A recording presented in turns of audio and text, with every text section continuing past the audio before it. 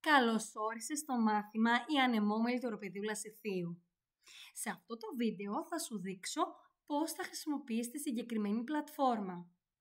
Στο μάθημα αυτό θα βρεις τα μονοπάτια της γνώσης. Έχουμε 4 μονοπάτια γνώσης. Την εισαγωγή, την πρώτη διδακτική ενότητα, τη δεύτερη διδακτική ενότητα και την τρίτη διδακτική ενότητα. Αυτό που έχεις να κάνεις είναι ένα απλό κλικ στη διδακτική ενότητα, όπου μέσα θα βρεις σε κάθε διδακτική ενότητα τα εισαγωγικά της στοιχεία.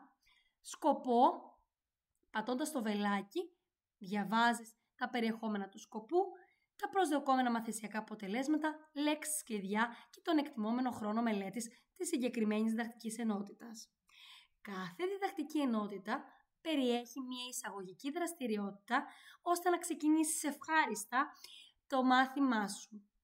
Στη συνέχεια, ακολουθεί το εκπαιδευτικό υλικό, όπου επιλέγοντας τα 2 βελάκια, έχεις τη δυνατότητα να κάνεις πλήρη οθόνη του εκπαιδευτικού υλικού για να έχεις μια πιο άνετη περιήγηση στο εκπαιδευτικό υλικό και πατώντας την έναρξη, ξεκινάς να περιήγησαι στο εκπαιδευτικό υλικό.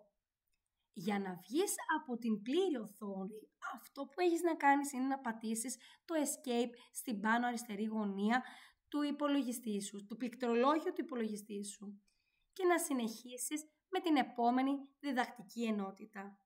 Καλή αρχή σου εύχομαι!